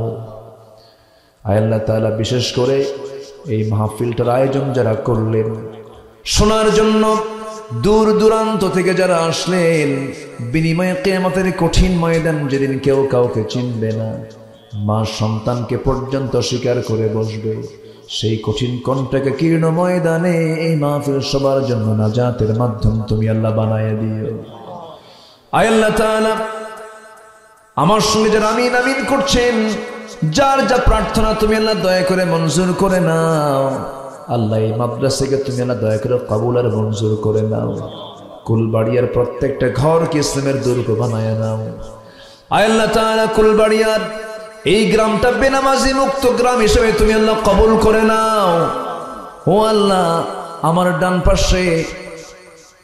ডান পাশে যিনি বসে আছেন বড় আলেমে দ্বীন আশরাফুল আলম সাহেবকে তুমি আল্লাহ দয়া করে কবুল আর মঞ্জুর করে নাও। আমার ওসমান ভাইকে তুমি আল্লাহ দয়া করে কবুল আর মঞ্জুর করে নাও। তিনি তার চাচার জন্য দোয়া চেয়েছেন, নুরুন নবী সাহেব, সিহাতে কুল্লি আজলা দান করো, সাফায়ে কামেলা আজলা দান করো। আয় আল্লাহ তাআলা, আমার সঙ্গে যারা আমিন আমিন করছেন, তুমি তো সবার মনের মালিক আল্লাহ, মনের খবর রাখো। যার যা প্রার্থনা তুমি আল্লাহ দয়া করে মঞ্জুর করে নাও। আশপাশে কত মাইয়াত শুয়ে আছে, তার অপেক্ষা করছে আমার সন্তানরা আমার জন্য দোয়া করবে। আল্লাহ, সেই মাইয়াতদের জন্য দোয়া করে, কবরবাসীর জন্য দোয়া করে, ইমানি হালত না যারা দুনিয়া থেকে বিদায় নিয়েছেন, কবরগুলোকে জান্নাতের বাগিচা বানায়া দাও। আয় আল্লাহ তাআলা, এই দুনিয়াতে আসার তো সিরিয়াল ছিল, যাওয়ার তো কোনো সিরিয়াল নাই। ডান হাতে আমলনামা না আসা পর্যন্ত মরণ দিও না, হিসাবটা জটিল না করে সহজ করে দিও। হাসিবিনি হিসাবান ইয়াসিরা, ইয়া মুকাল্লিবাল কুলুব সাব্বিত কলবি আলা দীনিক। اللهم إني أعوذ بك من الهم والحزن والعجز والكسل والجبن والبخل وضلع الدين وغلبة الرجال। আয় আল্লাহ তাআলা, দুনিয়া থেকে কোন দিন বিদায় নেব জানি না, তবে যেদিন মরে যাব রে, টান মেরে ঘর থেকে বের করে দেবে। সন্তানাদিগুলো হাওমা করে কান্নাকাটি করবে, কিন্তু কেউ আমাকে বাঁচাতে পারবে না রে। মেহেরবানি করে তোমার বন্ধুত্ব টিকে রাখার তৌফিক তুমি আল্লাহ আমাদের দিয়ে দাও। ফিলিস্তিনকে বাঁচাও, বাইতুল আকসা মুসলমানদের হাতে তুলে দাও। 180 কোটি মুসলমানের জন্য ওমরের মতো, উসমানের মতো তুমি আল্লাহ নেতা পাঠায়া দাও। ও আল্লাহ, দুনিয়া থেকে কোন দিন বিদায় নেব রে? মালাকুল মউত প্রত্যেক দিন 5টা বার এসে দেখে দেখে যায়, কিন্তু একদিন আসবে আর ঘুরে যাবে না রে। অচিন পাখি খাঁচা থেকে টান মেরে ওয়ান্নাজিআতি গারকা ওয়ান্নাশিতাতি নাশতা টেনে হেঁচড়ে সব রূহটা টেনে হেঁচড়ে বের করে নিয়ে চলে যাবে। নিথর দেহ পড়ে থাকবি, কবরে শোয়া দিবি, বাঁশ চাপা দেবে, মাটি চাপা দেবে, 24 ঘন্টা যাবে না মাথার চুলগুলো খসে খসে পড়বে। 3 দিন যাবে না চামড়াগুলো গলে গলে পোকার পেটের খাবার হবে। মাত্র 7টা দিন পেটের নারী ভরে সব চোখ মুখ কান নাক দিয়ে বের হওয়া শুরু হয়ে যাবে। কিম্বুত কিমাকার চেহারা হয়ে যাবে, আমাকে চিনতে পারবে না। মাত্র 3 মাসের ব্যবধান, কবর খনন করে দেখা যাবে কয়েকটা হাড় ছাড়া আর কিচ্ছু নাই রে। এই তো দুনিয়ার নিয়ম রে আল্লাহ। সে অন্তিম সময় যখন চলে আসবে জবানে জারি করে দিও লা ইলাহা ইল্লাল্লাহু মুহাম্মাদুর রাসূলুল্লাহ।